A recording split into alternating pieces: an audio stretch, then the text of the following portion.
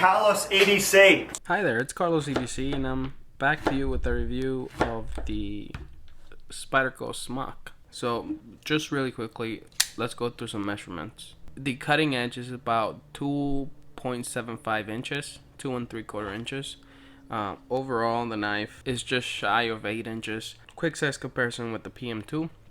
As you can see, the PM2 is a little bit over 8 inches, making it a bit bigger. Now, when they're both closed, PM2 is a little bit bigger and a little bit wider. You can almost fit the smock inside the PM2.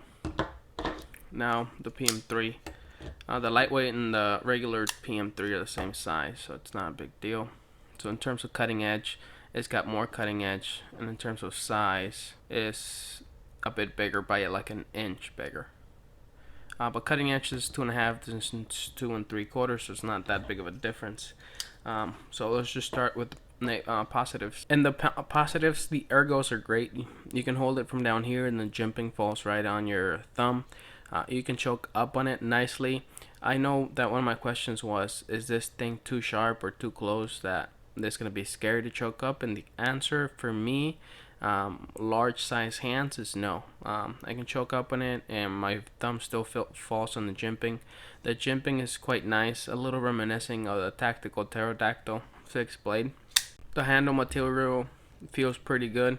It's carbon fiber over G10. It's a lot of G10, just a little bit of carbon fiber, but the carbon fiber is not one of those slippery carbon fibers. It's a grippier carbon fiber, and the holes help out too, so it feels good in hand, grippy, some traction going on. The hollow grind has its advantages. For example, the stock is probably, it's just as thick as the PM2.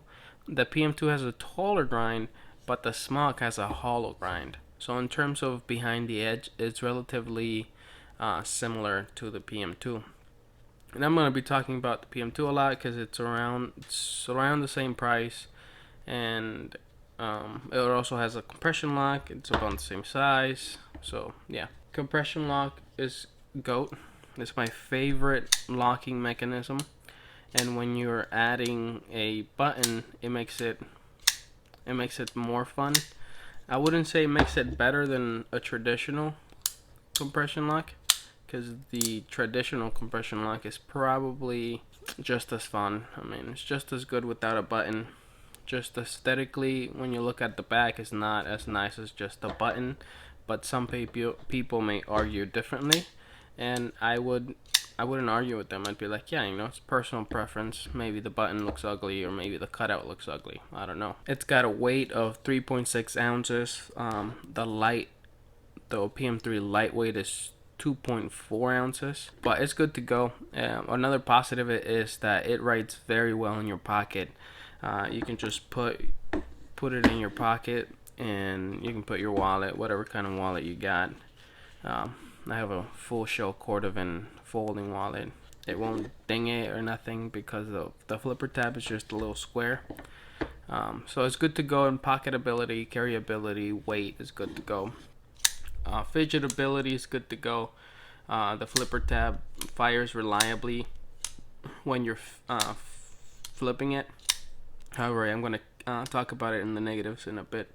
But in the pocket, it's good to go. It won't ding your stuff. Things are easy to put in and out of your pocket. It rides not that low. I'll show you guys a video. However, not every knife needs to be deep pocket carry. And if you can put an aftermarket clip like you can on the PM2, which I recommend. Spyderco kind of sucks in the pocket clip department. However, it's not a hotspot or anything in the ergos, like I said previously. For work, I still prefer a PM2 in the ergo department. It just feels more secure in the hand for some reason, but this one's good to go. Which leads me to tell you guys about the aftermarket things. Like, you can get clips aftermarket, you can get scales aftermarket, which is a positive when you can bling out your knife kind of like you can with PM2. There's like infinite options right now. Not really, but there's a lot of options right now on scales for the smock, and I think it's because there's very little smocks out there. Right now, as of December 14, this thing's not available, which I guess is a negative, but just keep checking the website and you'll find it, because they will make it available soon. So in the cons, the button may or may not be a little gimmicky, just for the reason that it's just as easy to undeploy the PM2. Caveat to that is that if you're left-handed, the button is superior. So I guess that's a positive. If you're left-handed, the button is a positive for you. However, if you are not left-handed, the button is more of a nuance or a gimmick than the cutout. Like, the cutout works just as well. The carbon fiber, the full carbon fiber look is better than the G10. The G10 carbon fiber look. Like, when you look at it on the side, you can tell it's just a sticker, rather than when they do full carbon fiber. When you look at it on the side, you can really tell it's carbon fiber. You can see all the layering. It's really nice. But for the price at $162, I think they could have done maybe more carbon fiber, like a thicker piece or something, make it look better. Also on the cons, it's a little bit blade heavy.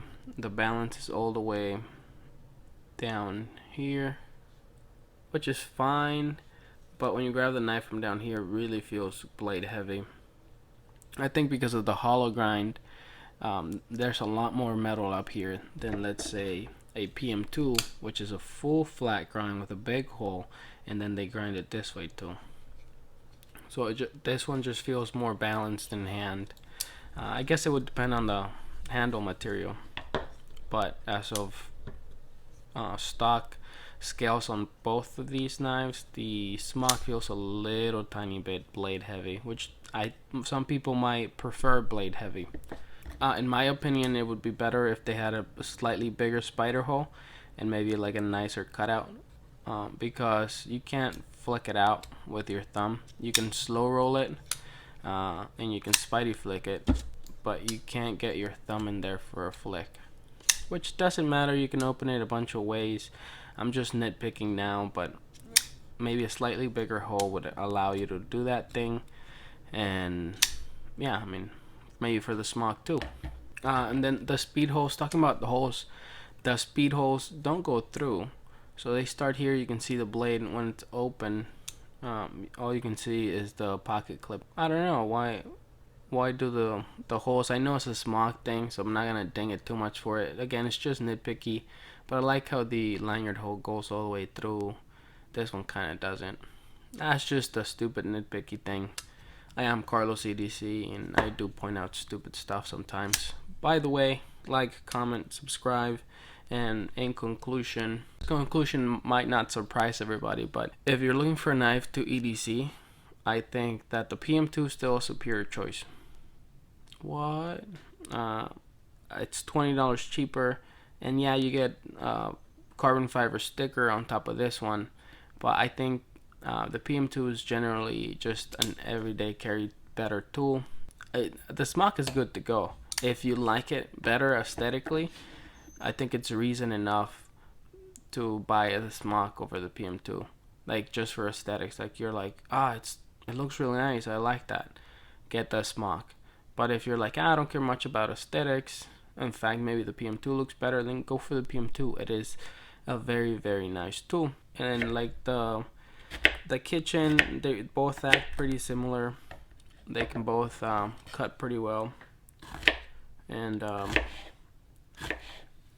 at work they can both open boxes pretty well. They can both work pretty well, etc., etc. But for some reason, I believe that the curvature in the belly here of the PM2 gives it a slightly bit of an edge when it comes to cutting. And also I believe that the ergonomics on the PM2 are superior, and that catches up to you in the long term. In the short term, it doesn't. However, if you already own a PM2 and you're like, I don't like how it takes all the space in my pocket, I want something different, but something that that is around the same usability and fun and reliability as a PM2, go for a smock. So I know this sounds dubious as a recommendation, but it's a true recommendation. Like, you're good to go if you buy a PM2, and you're good to go if you buy a smock. Right now you can't buy a smock, so if you needed a knife right now, well, then you'd have to buy a PM2. The next video will be a full comparison, so don't forget to subscribe to this channel so you guys can watch the full comparison, smock versus PM2 for Spyderco's GOAT. But yeah, use hashtag today's pocket tools. Subscribe to me. There's that button right here. There's 2 videos you should watch because they're pretty cool.